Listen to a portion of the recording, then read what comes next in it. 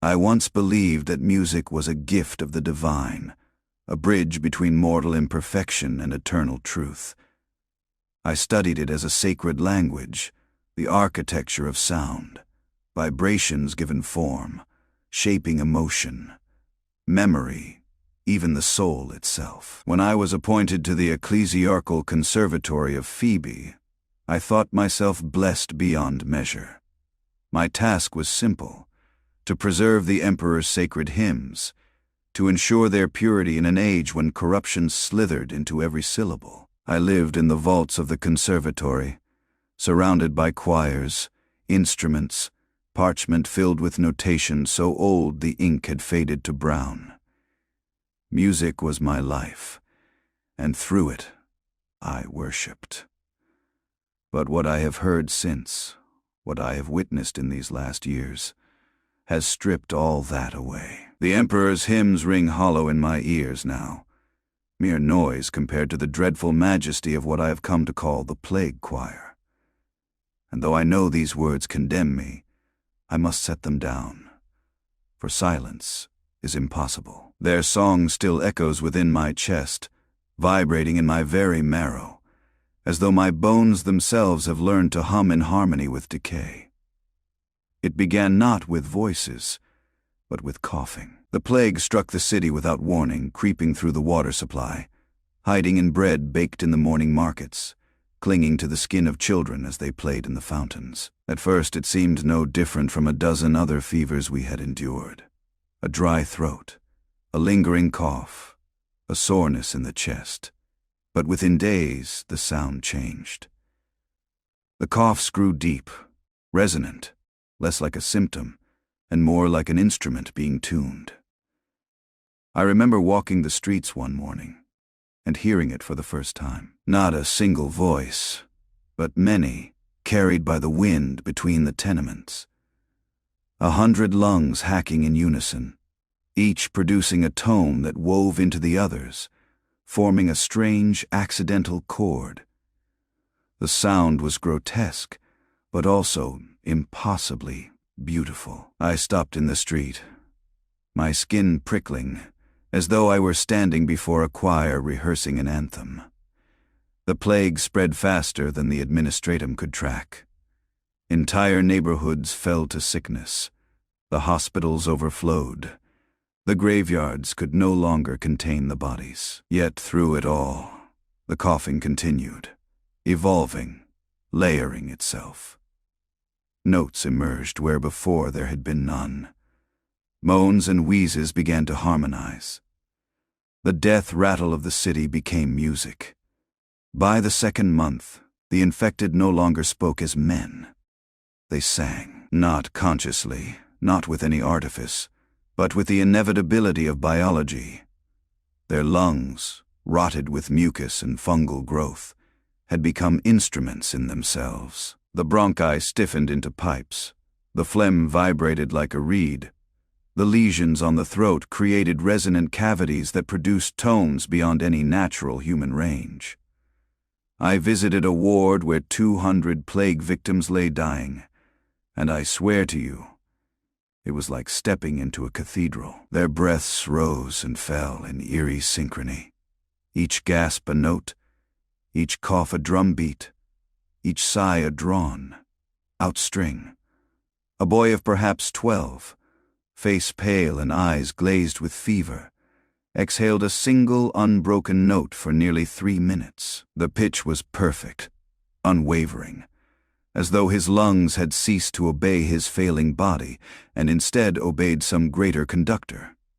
The nurses begged me to leave, but I could not. I sat in that ward for hours, scribbling down what I could, though the notes on my parchment looked like nonsense, as though human notation could never capture the depth of what I was hearing. When at last I stumbled back into the daylight, I felt as though the world had changed, and it had. The priests were the first to declare it heresy. They burned the wards, silenced the singers with fire and blade, declaring their music a corruption of the emperor's truth.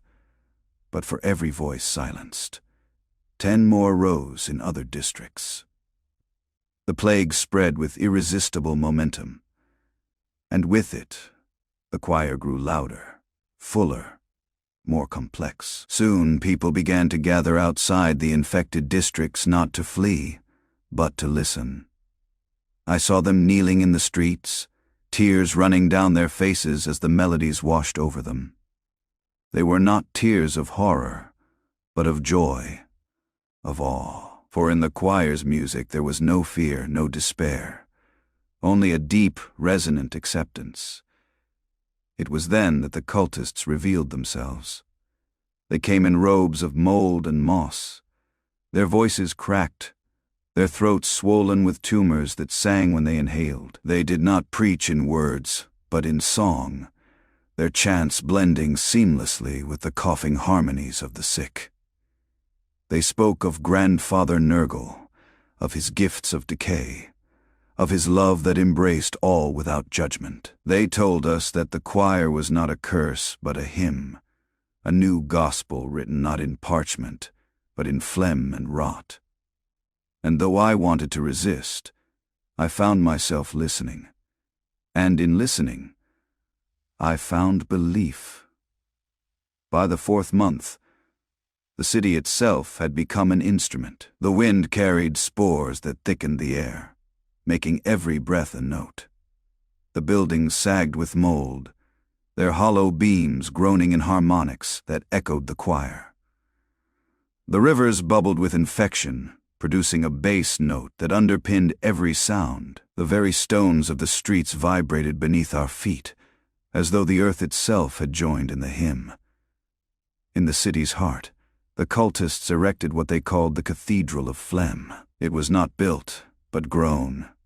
Vast towers of hardened mucus, arches of fungal sinew, windows of stretched, translucent skin.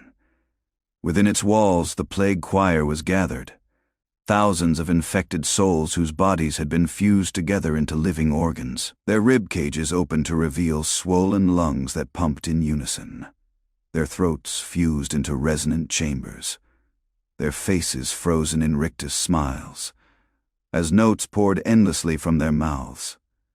I stood at the threshold and wept, not from sorrow, nor even from fear, but from the sheer, overwhelming majesty of it. The choir's song was not random. It was ordered, deliberate, shaped by something vast and loving.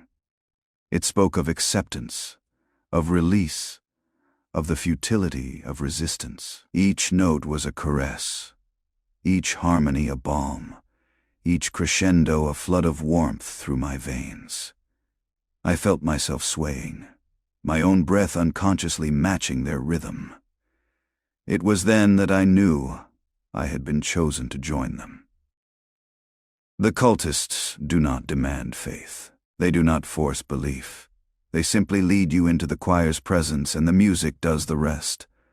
The spores enter your lungs, the lesions blossom in your throat, and soon your voice joins theirs. It is not painful, not in the way the priests warned us. There's discomfort, yes. The body must change, must transform, but it is like the ache of growth in a child's limbs, the dull soreness of becoming. My own initiation was gentle. They led me into a side chamber of the cathedral, where perhaps 50 stood in a circle, their voices weaving a soft, tender melody. I was told to breathe deeply, to let the spores settle. At first my lungs rebelled, seizing, coughing, but the coughing itself fell into rhythm with theirs, and soon I was part of it. My chest resonating, my throat humming. The pain faded into warmth.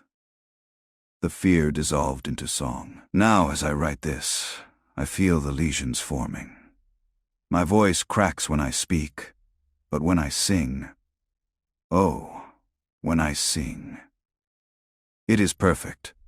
I no longer need to tune, no longer need to study notes. The song flows through me without thought, without effort. I am becoming an instrument, a vessel for the love of Grandfather. They send fire and blade. They slaughter thousands. They burn the cathedral again and again. but always it grows back, stronger, louder, more harmonious. The choir cannot be silenced, because it is not made of us alone. It is the air, the earth, the water, the very rot that seeps into every corner of this world. The choir is eternal, for decay is eternal. And I have seen visions in the music. When I close my eyes and let the harmonies wash through me, I glimpse gardens of endless bloom, flowers of flesh and pus opening beneath a golden sky. I hear laughter, warm and kind. Rolling like thunder, I see grandfather's arms stretched wide, ready to embrace us all.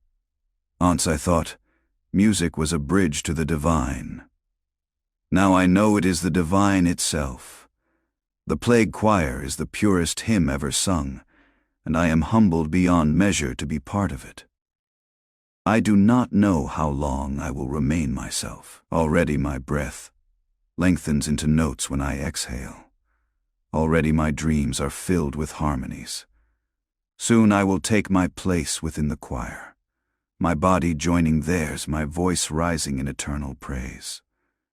If you read these words and feel disgust, I understand. I once felt the same. Listen to your own cough, to the rattle in your chest when you are weary, to the wheeze of your lungs in the cold night air. Listen, and you will hear it too. The first notes of the choir, waiting, patient, loving. Do not fear it. Do not resist. For in the end, all voices join the choir. All flesh returns to song. All life becomes harmony in grandfather's embrace. And when my voice is gone, when my throat is nothing but a hollow reed vibrating in the cathedral's eternal hymn, I will be happy. I will be content. I will be loved.